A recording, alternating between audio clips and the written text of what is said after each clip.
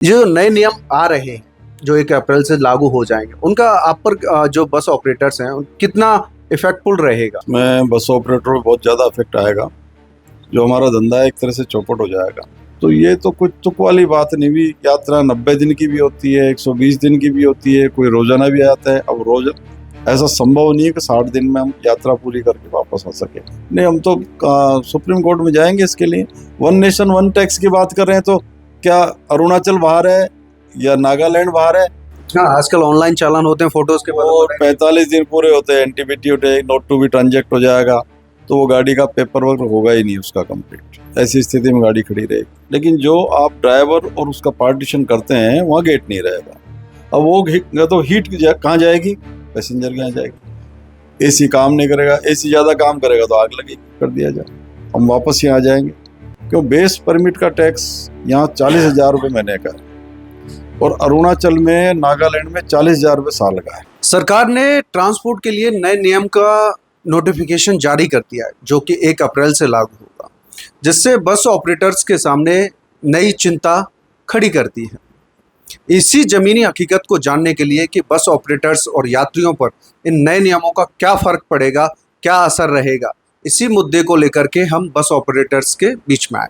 किस तरीके से इफ़ेक्ट करेगा और क्या प्रभाव पड़ेगा यात्रियों के नुकसान पर या यात्रियों के किराए पर? जी सर, जो नए नियम आ रहे हैं, जो 1 अप्रैल से लागू हो जाएँगे, उनका आप पर जो बस ऑपरेटर्स हैं, कितना इफ़ेक्टफुल रहेगा? इसमें बस ऑपरेटर को बहुत ज़्यादा इफेक्ट आएगा। जो हमारा धंधा है एक तरह से चौपट हो जाएगा। 2021 में केंद्र सरकार ने एक AITP परमिट जारी किया था। उस परमिट में एक निश्चित फीस देके और आप पूरे इंडिया में कहीं भी आने जाने के लिए स्वतंत्र थे। अभी उन्होंने बीच बीच में मॉडिफिकेशन करके, तो लोग बागों ने उसमें भारी इन्वेस्टमेंट भी किया। मैं बीच में बात कर रहा हूँ, इन्वेस्टमेंट करके अपनी गाड़ियों को उन्होंने बनाया और दूरस्थ तक स्थानों पर यात्रा आज हम कराते हैं। मतलब 800, 900, 1000, 1500 किलोमीटर तक की यात्रा हमारी गाड़ी में होने लगी है और अच्छी सुविधाएं दे रही है। अभी ये जैसलमेर में जो कांड हुआ बस का, उसके बाद में सरकार धीरे धीरे ऐसा शिकंजा कसने लगी, कभी क्या करके, और बस वालों का गला घोट रही है। हमारी गाड़ियाँ पूर्व में राजस्थान में ही रहने वाले हैं तो राजस्थान में पास होती थी, यूपी वालों की यूपी में पास होती थी, MP वालों की MP में पास होती थी। 2021 में जब AITP परमिट इंट्रोड्यूस हुआ तो उसमें 3 लाख रुपए का टैक्स सरकार ने निर्धारित किया साल भर का, और बेस जो टैक्स था, स्टेट का टैक्स, वो अलग था। तो राजस्थान में टैक्स अधिक होने की वजह से MP, राजस्थान, गुजरात, पंजाब और हरियाणा वाले और दिल्ली वाले ये सब पलायन करके जहाँ टैक्स कम था, जैसे अरुणाचल में कम था टैक्स, नागालैंड में कम था, यूपी में कम था और बिहार में कम था, उन जगह अपनी गाड़ियों को उन्होंने रजिस्टर्ड कराया और वहाँ से वो परमिट लेके संचालित करने लगे। अभी हाल ही में इन्होंने कहा, साहब आप 60 दिन से अधिक अपने होम स्टेट जहाँ से गाड़ी रजिस्टर्ड है वहाँ से बाहर नहीं रह पाओगे। तो ये तो कुछ तुक वाली बात नहीं भी। यात्रा 90 दिन की भी होती है, 120 दिन की भी होती है, कोई रोजाना भी आता है। अब रोज ऐसा संभव नहीं है कि 60 दिन में हम यात्रा पूरी करके वापस आ सके। ये परमिट का उद्देश्य शुरू में 2018 में नोटिफिकेशन हुआ था, तब इसमें यह था कि ट्रेनों में ज़्यादा भीड़ होती है, तो यात्रा को सुगम बनाने के लिए, यात्रियों की सुगमता के लिए इस परमिट को इंट्रोड्यूस किया था कि कहीं से भी कहीं की सवारी विद सामान के ले जा सकती है, ऐसा इनका मानना था। उसके बाद में सरकार की नीयत में क्या फ़र्क आया और फ़र्क आने के से ये नई व्यवस्था खड़ी कर दी। अब स्थिति यह है कि करीब राजस्थान की तो 90% गाड़ियाँ बाहर रजिस्टर्ड हैं, जो राजस्थान के निवासी हैं उनकी, उन गाड़ियों को यहाँ राजस्थान में हरेस भी किया जा रहा है। अब 60 दिन का जब आ जाएगा तो 60 दिन में उनको होम स्टेट में ले जानी पड़ेगी। ऐसी स्थिति में हमने सरकार से मांग भी करी है कि हमारा टैक्स कम कर दिया जाए, हम वापस यहाँ आ जाएंगे, क्यों? बेस परमिट का टैक्स यहाँ 40,000 रुपये महीने का है और अरुणाचल में, नागालैंड में 40,000 रुपये साल का है AC गाड़ी का, नॉन AC का 12,000 रुपये। ऐसे ही यूपी के अंदर भी टैक्स 12,000 रुपये करीब पड़ता है, MP में 7200 रुपये का टैक्स है, तो मैक्सिमम टैक्स राजस्थान में, इसलिए राजस्थानी गाड़ियाँ प्लान करके। और व्यापारी आदमी तो ये देखता है कि अपन को 2 पैसे का फायदा मिले, सरकार जहाँ सुविधा देती है वहाँ चले जाता है। अभी राजस्थान सरकार ने एक राजस्थान राइजिंग के नाम से एक समिट किया था। उस समिट में उन व्यापारियों को सुविधा दी, टैक्स में छूट की प्रलोभन दिया, तभी तो वो आए। अब तुम वो आ जाए उसके बाद में उन पर टैक्स लगा दो तो कैसे आएगा। तो हमारा भी ये मानना है कि उसी तर्ज पे हमारा भी यहाँ टैक्स कम करना चाहिए। और ये 60 दिन वाली पाबंदी केंद्र सरकार से निवेदन है कि उसको हटाना चाहिए। कोई तुक नहीं है, हम परिवहन सेवा को व्यवस्थित कर रहे हैं। हम परिवहन सेवाएं जहाँ जिस देश की बढ़िया रहेंगी वहाँ रोजगार के अवसर ज़्यादा मिलेंगे और राज्य और सेंट्रल दोनों ही प्रफुल्ल वो होंगे, आगे बढ़ेंगे। तो मेरा ऐसा मानना है कि परिवहन सेवा को सुदृढ़ करने के लिए हमारे को तो सब्सिडी देनी चाहिए। अब रोडवेज को राजस्थान सरकार द्वारा सब्सिडी दिया जाता है, हर काम में सब्सिडी देते हैं, जबकि उनकी गाड़ियाँ हमारे मुकाबले 1% भी नहीं है। 3300-3400 गाड़ियाँ हैं, बाकी प्राइवेट ऑपरेटरों की गाड़ियाँ हैं। हम आज राजस्थान के रीढ़ की हड्डी हैं। अभी पिछली बार 2 हड़तालें हुई थी, काफ़ी मतलब जो ट्रांसपोर्ट व्यवस्था थी काफ़ी चरमरा गई थी। हमारी गाड़ियाँ 35,000 गाड़ियाँ हैं, स्टेज कैरेज और कॉन्ट्रैक्ट कैरेज। कॉन्ट्रैक्ट कैरेज में स्लीपर कोच गाड़ियाँ आती है, ये करीब 10,000 गाड़ियाँ हैं, और ग्रामीण व्यवस्था को संभालने वाली 30,000 गाड़ियाँ हैं। रोडवेज के पास मात्र कुल मिला के 3500 गाड़ियाँ हैं। कैसे संभाल सकते हैं साहब? झूठे आंकड़े पेश किए जाते हैं कि हमको प्रॉफिट रहा। अरे प्रॉफिट कैसे रहेगा? आप 5 बल्ब जल रहे हैं आपके, मैं उदाहरण दूँ आपको, 5 बल्ब जल रहे हैं साहब, बिजली का बिल कम आएगा, बिजली का बिल कम आएगा, 2 बल्ब बंद कर दो। तो आपने तो बंद कर दिए, रूट बंद कर दिए, तो प्रॉफिट में होगी। हकीकत अलग है। हकीकत ये है कि हम लोग अच्छी सेवाएं दे रहे हैं फिर भी कमा रहे हैं, और ये लोग अच्छी सेवा नहीं देते हुए भी नहीं कमा रहे। और हमारा ये मानना है कि 60 दिन वाला नियम को वापस लेना चाहिए। नहीं, हम तो सुप्रीम कोर्ट में जाएंगे इसके लिए।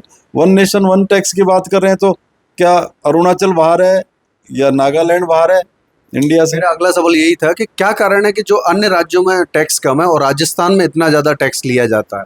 ये सरकार की नीति है।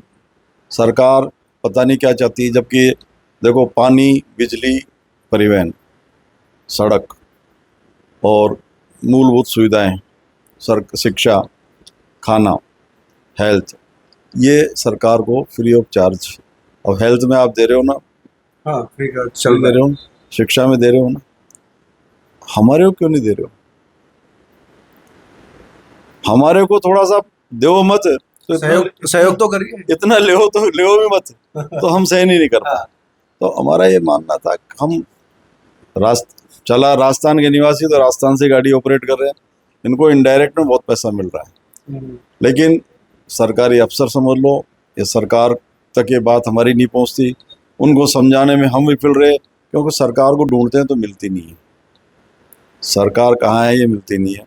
हमारे सरकार खो गई है। सरकार खो गई है, सही मायने में है। सरकार को आज ढूंढने जाओ आप तो मिलेगी नहीं। आप आज किसी की भी कंप्लेंट कर दो, कोई एक्शन नहीं होगा, चाहे कितना तगड़ा भ्रष्टाचारी हो। अच्छा, कितना ही तगड़ा भ्रष्टाचारी हो, नहीं होगा एक्शन। और पहले किसी जमाने में ये बीजेपी सरकार भी थी, कांग्रेस, एक लेटर लिख देते थे ना, एक लेटर किसी अधिकारी को, उसको तुरंत सस्पेंड या एपीओ कर दिया जाता था, उसकी जांच होती थी और उसको पनिशमेंट मिलता था। भय खत्म हो गया सरकार। अभी डिप्टी सीएम का भी एक वीडियो वायरल हो रहा है जिसमें वो रोडवेज बसों की चेकिंग कर रहे हैं और कंडक्टर से पूछ रहे हैं, लेकिन वो कोई कार्रवाई नहीं हुई उस पर भी। क्या कार्रवाई होगी इस पर? खुद की गाड़ियां क्या कार्रवाई करेंगे? अगर खुद रोडवेज की गाड़ियों पे कार्रवाई करेंगे तो खुद की हेटी होगी। तो आपकी व्यवस्था क्या है? इन जो नए नियम जो आ रहे हैं उनका यात्रियों पर क्या प्रभाव पड़ सकता है? जब गाड़ियां नहीं चलेगी तो यात्री कहाँ जाएंगे? ट्रेन की तरफ भागेंगे। Over crowding. ट्रेन तो वैसे ही ओवर क्राउड रहती है। अभी बंगाल में चुनाव है, गाड़ियां मांगी जा रही है हमारे से, पब्लिक ही मांग रही है साहब हमको जाना है वहाँ पर, हम नहीं दे पा रहे। हम दे नहीं पा रहे, गाड़ी कैसे जाएगी, कैसे आएगी, कोई पता नहीं है। अब ट्रेन के अंदर एक एक डब्बे के अंदर 70 की कैपेसिटी में 150-200 लोग जाते हैं। वो उचित है। रोडवेज की गाड़ी में हमारी अभी स्ट्राइक हुई, 50 सीटर गाड़ी के अंदर 100 आदमी लटक के गए, वो वैलिड है, उससे कोई दुर्घटना नहीं है। रोडवेज की गाड़ी में आग लगे, कोई दुर्घटना नहीं है। हमारी गाड़ियों में आग लग जाए तो बम्बारमेंट हो गया। आग क्यों लगी, इसका कारण नहीं है। इसका कारण है यूरो 6। यूरो 6 जो गाड़ियां हैं उनमें आग लगेगी ही लगेगी। इसका इंजन रीजनरेट होता है, इसमें एड ब्लू डालते हैं हम, जिसे यूरिया बोलते हैं, डीजल के साथ मिक्स होके वो जलता है। तो वो जम जाता है तो उसको रीजनरेट करके उसको पिघलाते हैं, तो वो 900 सेंटीग्रेड तक तापमान में जाता है।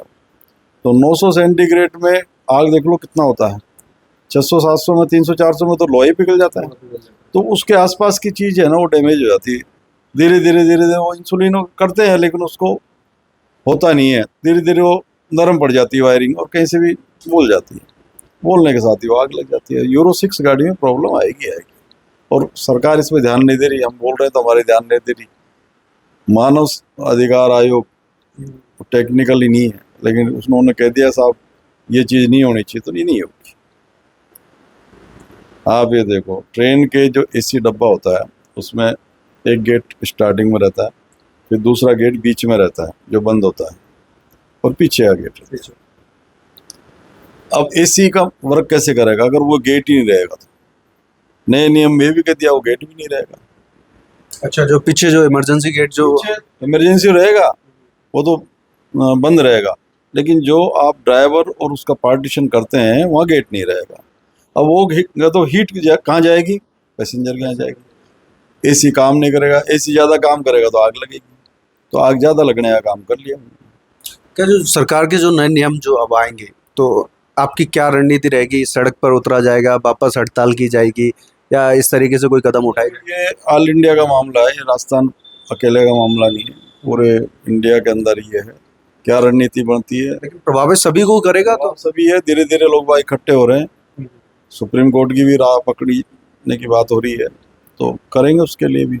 अभी लोगों के पास 60 दिन का समय है, उसमें रणनीति तय करी। अभी सरकार ने एक नया आदेश जारी करके उसमें थोड़ा सा रिलैक्स दिया है। जिन गाड़ियों में ऑलरेडी परमिट है 1 अप्रैल से पहले का, उनको वो नहीं छेड़ेंगे, वो इसमें कवर नहीं होगी। पेट्रोल डीजल की भी कमी देखी जा रही है, आपके पास भरपूर मिल रहा है या आपको भी ऐसे कहीं? अभी तो मिल रहा है, लेकिन हाँ यूपी में और गुजरात में दिक्कत है। तो ये थे हमारे साथ बस ऑपरेटर जो बसों के संचालन से संबंधित हैं, और जो नए नियम है इनको काफ़ी हद तक मतलब पूरे देश में ही सभी को बहुत प्रभावित करने वाले हैं। जो दूसरे राज्य में जो रजिस्टर्ड होती थी गाड़ियाँ और इधर चलाई जाती थी, उनको अब 60 दिन का जो नियम है वो काफ़ी प्रभावित करने वाला है, और इससे काफ़ी नुकसान भी होने वाला है। कई जो गाड़ियाँ हैं वो कबाड़ भी बन सकती हैं, जिस तरीके से अगर परमिट अलाउ नहीं किया जाता है। हाँ, बन सकती है, क्योंकि आजकल नंबर ऑफ चालान इतने होते हैं। अब उसमें एक नया नियम और है 45 दिन 45 दिन का। हाँ, 45 दिन का जो उसमें चालान का नियम है, तो उसमें 90% आदमी को तो मालूम नहीं पड़ता। वो खोल के देखेगा जब भी मालूम पड़ेगा कि उसका चालान हो गया। हाँ, आजकल ऑनलाइन चालान होते हैं फोटोज के बाद, और 45 दिन पूरे होते हैं, एनटीबीटी नोट टू बी ट्रांजेक्ट हो जाएगा, तो वो गाड़ी का पेपर वर्क होगा ही नहीं उसका कंप्लीट। ऐसी स्थिति में गाड़ी खड़ी रहेगी, काफ़ी घाटा होने की संभावना। काफी मतलब मुश्किल में है, मुश्किल है वो सफर ही आगे का। तो इन नए नियमों से ऐसे नहीं लगता है कि जैसे जो देश में जो ट्रांसपोर्ट सिस्टम बना हुआ है, क्योंकि हम ना तो ज़्यादा ट्रेन पे भी डिपेंड नहीं हो सकते हैं, सरकारी बसें रोडवेज हैं उन पर भी डिपेंड नहीं हो सकते, क्योंकि जो प्राइवेट जो सिस्टम है वो काफ़ी हद तक सपोर्ट करता है सरकार को। जी, हमने है ना ट्रेन का सब्स्टिट्यूट पैदा किया है। स्लीपर कोच बस है जो ट्रेन का सब्स्टिट्यूट है। आरामदायक सीटें, लेटने की व्यवस्था, वॉशरूम भी दे दिया उसमें। रात बरात लेडीज वगैरह रह जाती है तो उसके लिए वॉशरूम भी है। इतनी सुविधा युक्त गाड़ियाँ, एसी गाड़ी पहले कभी देखने में नहीं आती थी। एसी गाड़ी होती तो पूरे जयपुर में आप देख लोगे तो 2 4 5 हुआ करती थी।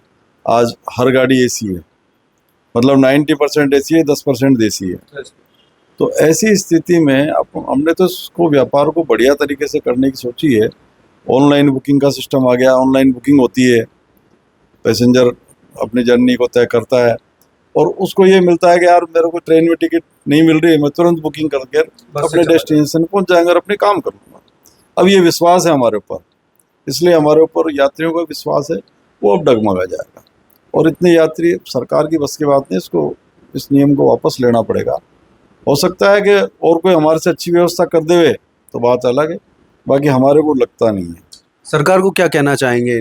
सरकार से तो कहूँगा, सरकार को परिवहन व्यवस्था को बढ़िया करने के लिए हमको सब्सिडी दी जाए, हमारे को नियमों में सरलीकरण किया जाए, तभी आगे बढ़ेगा। हम इतना काम कर रहे हैं आपके लिए, सरकार के लिए कर रहे हैं ना, सरकार के पास इतना इंफ्रास्ट्रक्चर ही, प्राइवेट सेक्टर को इन्होंने जब से लिया है तो हम आ रहे हैं। 2021 में अगर EITP परमिट नहीं होता तो आज की तारीख में 20% गाड़ियाँ होती जो केवल यहाँ से आगरा चली जाती, यहाँ से और दूसरे राज्यों में जाने नहीं जाती। अब वो परमिट में सरलीकरण आया इसलिए तो गए ना। इसी तरह से इसको सरल करने के बजाय आपने उसको पकड़ दिया। पहले 2 लाख फीस थी, फिर 3 लाख कर दी, मतलब फीस का भी चेंज किया है इन्होंने, सारे नियमों में ही बदलाव। हाँ, तो रोज वो तो पहले ही कर दिया 3 लाख रुपए। इसमें सबसे बड़ा जो बात है, आप सड़क से जो 20 सड़क से ऐसे यात्री नहीं उठा सकते, उस पर भी दंड का प्रावधान। देखो, पहले वाले नियम के अंदर ये था कि आपकी सवारी को आपके जो कांटेक्ट में ऑनलाइन, जैसे आपने सिंधी गेम डाला और सिंधी गेम के बाद में ट्रांसपोर्ट नगर डाला, तो ट्रांसपोर्ट नगर से जो सवारी बैठेगी वो यहाँ क्यों आएगी, वो तो वहीं से बैठेगी, तो उसको अब रास्ते की मानोगे, कैसे मानोगे? वही स्थिति है। रास्ते की सवारी हम वैसे भी नहीं लेते थे। जैसे किसी ने दौसा पिकअप डाल दिया, लखनऊ गाड़ी जा रही है, दौसा पिकअप डाला, दौसा का रहने वाला है, दौसा से जाएगा लखनऊ, तो उसने ऑनलाइन कर लिया, तो ऑनलाइन पोर्टल पे वो कहाँ से अलग होगा? काफ़ी इफेक्ट करने वाला, काफ़ी इफेक्ट। अब जो एनफोर्समेंट एजेंसी है वो उसको कैसा माने, लेकिन नहीं साहब आपने तो रास्ते से उठाई है, हम कहेंगे साहब लिस्ट में है। काफ़ी मतभेद होने का चांसेस पूरे हैं, क्योंकि आप डिसाइड नहीं कर सकते ना कि कौन यात्री कहाँ से। लेकिन वो तो पैसेंजर लिस्ट में आता है। उन्होंने ये भी कर रखा है साहब, एक दिन पहले सीट अपलोड करोगे, तो एक दिन पहले कब कैसे सीट अपलोड हो सकती है? यात्रियों की पूरी लिस्ट, हाँ, ये देखी जाएगी। आपके पास में सीट खाली है और ऑनलाइन कोई कर रहा है तो कैसे रोकोगे? होता है ऐसा अक्सर, लास्ट मोमेंट तक भी बुकिंग होती है हमारी, उस पर GST जाता है सरकार को। देखो, GST जाता है सरकार को टिकट पे, उसके अलावा इनकम टैक्स जाता ही है, उसके अलावा रोड टैक्स अलग जाता है, उसके अलावा जो टोल टैक्स है वो सबसे भारी काम है, वो रोड टैक्स से भारी काम है। तो सरकार इतने टैक्स लेती है, फिर काहे को परेशान करे? फिर भी इस तरीके के नियम बना करके परेशान, मतलब एक परेशानी है। मतलब अच्छा, व्यापारी कहाँ परेशान होता है कि व्यापारी को कहीं स्टेबल तो होने दो। आप स्टेबल ही नहीं होने दो, उससे पहले नया नियम तो कहाँ जाएगा? आज अपन कोई व्यापार करते हैं भाई, ये अपने 5 साल तक तो ये काम करेंगे ही करेंगे, वो स्टेबिलिटी नहीं है। रोजाना नए नियम आ जाने से बहुत ज़्यादा परेशानी होती, लोगों को मालूम ही नहीं पड़ता नियमों का। और हमारे क्षेत्र के अंदर तो मान के चलो कोई 2-4% पढ़े लिखे लोग हैं जिनको नियमों के प्रति अवेयरनेस है और देख सकते हैं, बाकी मालूम ही नहीं क्या हो रहा है, कुछ नहीं मालूम। अवेयरनेस थोड़ी कम रहे, अवेयरनेस होती नहीं है। वो तो जब ऊपर पड़ती है ना कैसा हो गया तब मालूम पड़ता है।